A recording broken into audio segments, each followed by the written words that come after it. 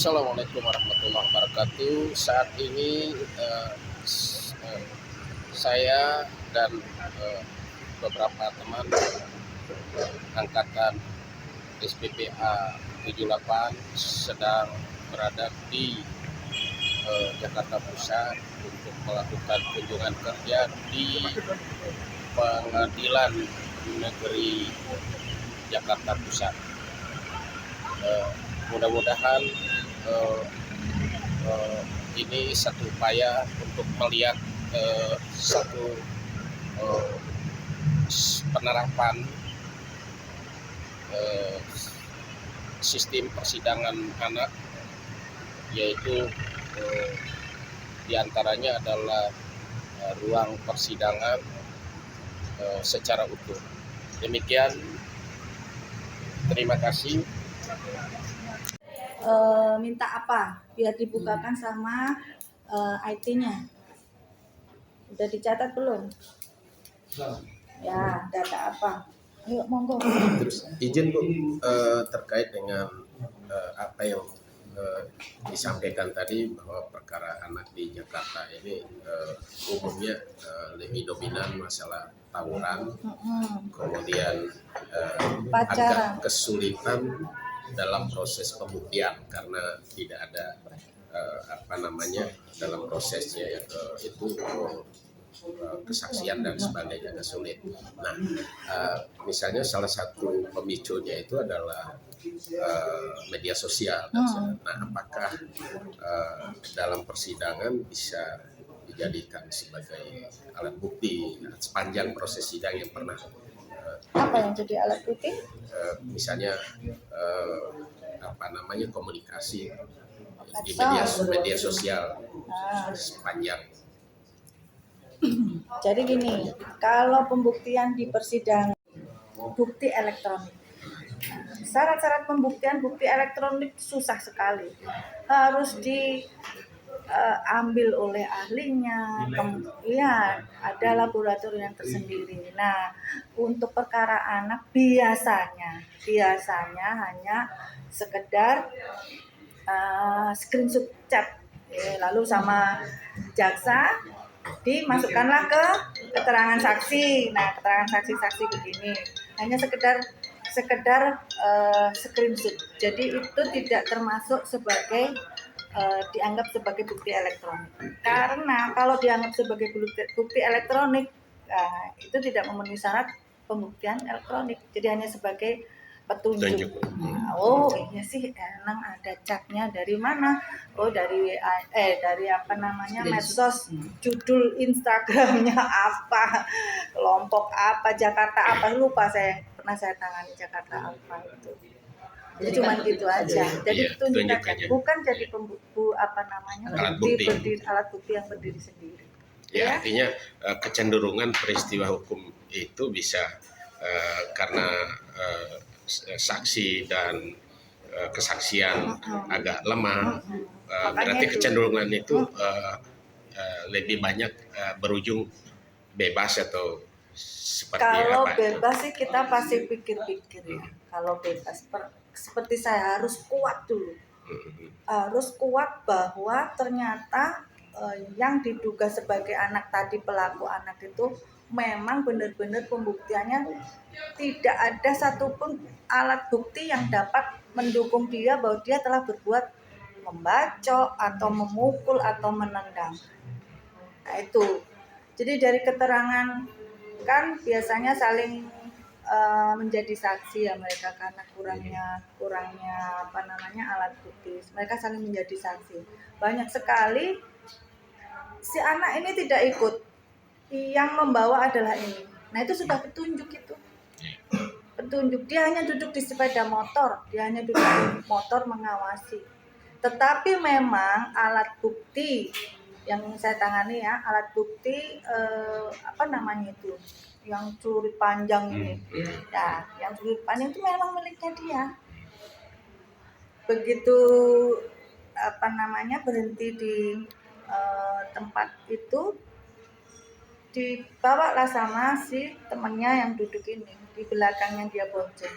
Nah, temennya yang membawa kemana-mana, sambil kejar-kejaran itu.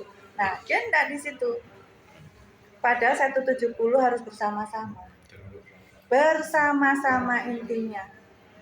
Nah, ketika dia tidak ada si itu saya yang membawa, nah sudah nggak bisa masuk 170 kecuali ada pasal yang sajam baru bisa. Itu ya. Nah, ada lagi sudah pernah restitusi. Saya baru ini tahu bulan apa itu kemarin. Ada yang pernah?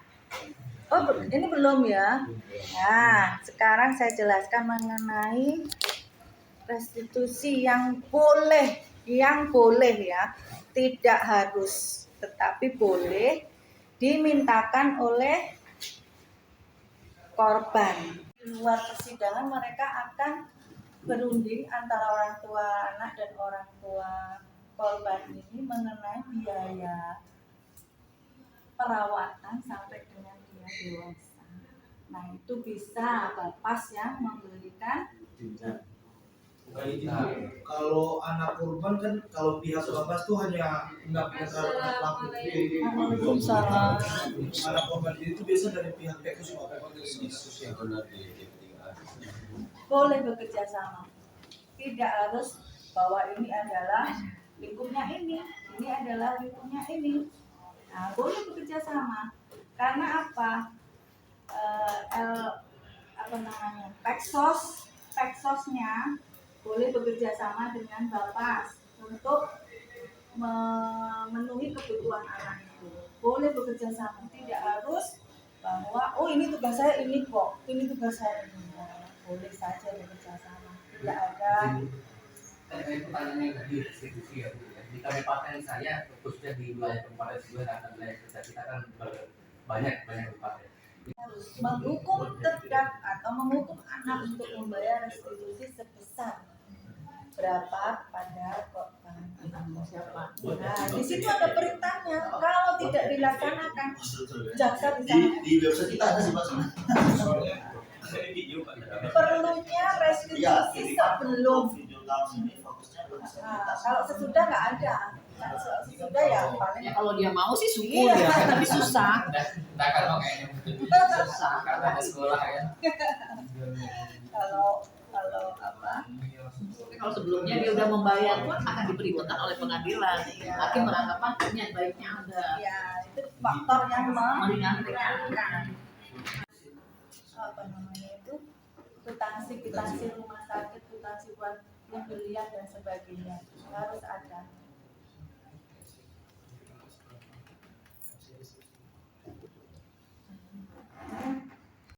Sesudah tadi pada saat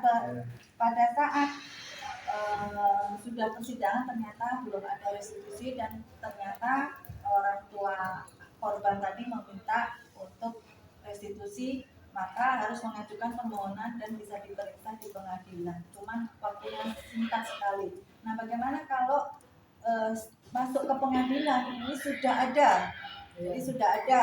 Baiknya.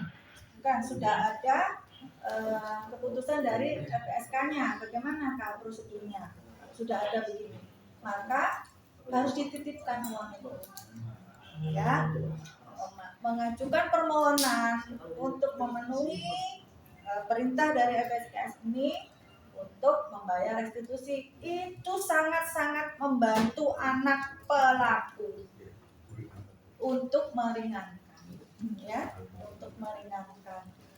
Nah, kemudian setelah dititipkan di pengadilan mendapatkan penetapan nomor penitipannya di situ, nah barulah kita kembali melaksanakan persidangan dan harus ada amar yang berbunyi menghukum. Tinggal eksekusi. Nanti jaksa bersama dengan korban dan advokat dari si anak tadi bekerja sama untuk mengeksekusi uang restitusi.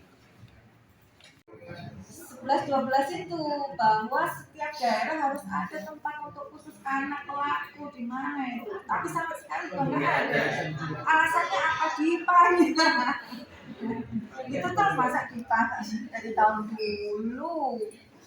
Nah, kalau di Jakarta nih semuanya sudah ya, kalau di Jakarta semuanya sudah terpenuhi. Apa namanya, penitipan sementara pelaku anak juga nggak ada, tuh ya kan? Itu kendala dari zaman saya pertama kali jadi hakim anak itu. Bisa ini, itulah yang Campur sama dewasa. Kebiasaan kami tidak diproses penyidik, hanya tidak apa-apa, medsos, lawyer, orang tua, wali atau orang tua wali atau masyarakat itu begini. Prinsip daripada suatu undang-undang apa? Sepanjang tidak diatur, boleh.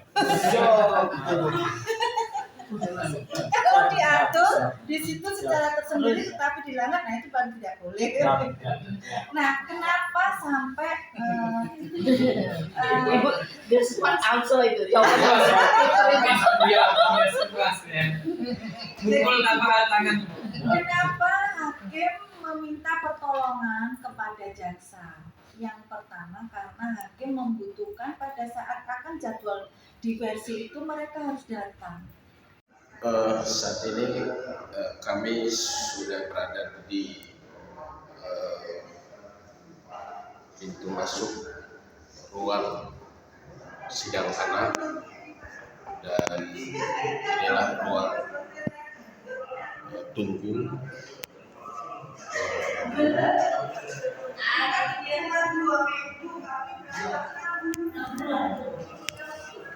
untuk ruang sidang. Kemudian kami berada di ruang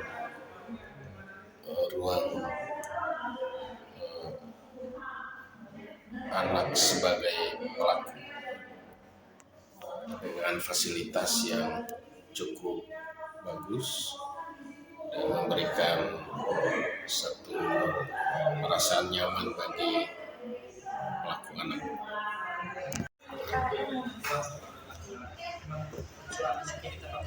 Tidak.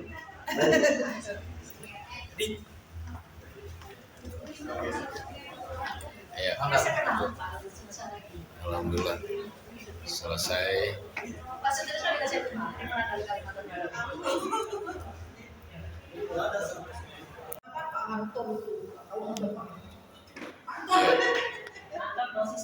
Bagus.